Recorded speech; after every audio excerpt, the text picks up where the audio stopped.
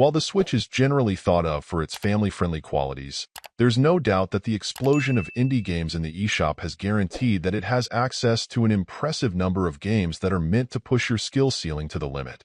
One of the genres that has tended to be known for tougher overall play has been Metroidvanias, typically pairing tough combat and boss battles to overcome on the path to success.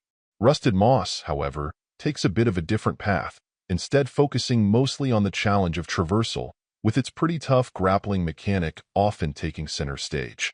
Relatively early on you'll receive your grappling hook, get put through the essential paces to help you understand how it works and how to best utilize it, and then pretty much be let off the chain from that point on. While there's absolutely some combat that you'll engage in against a relatively modest overall number of robotic enemies, I'd say that the twin-stick shooting generally makes this feel quite manageable. By comparison, getting through certain areas, trying to establish and maintain your momentum, there's an attempt to subject you to some real physics here, for better or worse, and then mechanically work through making the right moves at the right times to proceed is much tougher. Boss fights then tend to crank it up another notch, often expecting that you'll be able to do a little bit of everything, depending on the boss. When it clicks and you're on top of your game, it can absolutely be exhilarating. But then there's the rest of the time.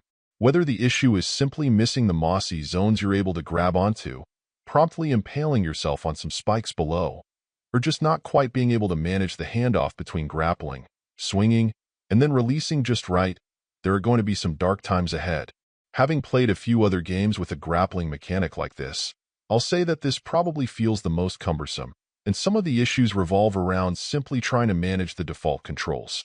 Now, there are actually quite a number of ways to modify this, from multiple options for the grapple's functionality to remapping the controls, but honestly this punt also feels like a bit of a cop-out.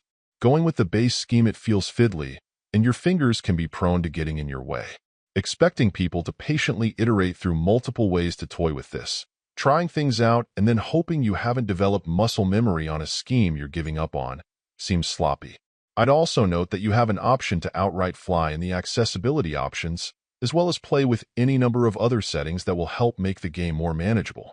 While I applaud the desire to help make the game more approachable for more people, in this case, it feels like a flawed plan. The experience is constructed to be tough, and it should simply own that fact, though ideally they'd have expended more effort in tuning the controls and the feel of things so the defaults all feel like they make sense out of the box. Instead, it feels like they panicked a bit, figuring out that they tuned it a bit too roughly and simply throwing options out to people to tone it down. Yes, you could get through the game that way, but it also feels like that's betraying the experience in this case. So it would be an odd thing to do outside of on occasion when you've simply hit a wall you can't get around.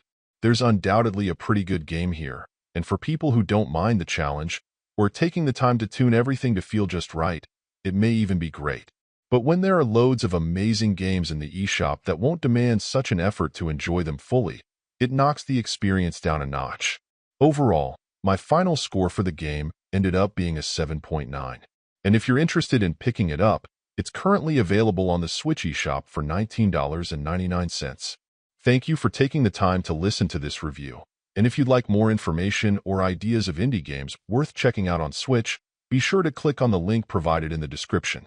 Until next time.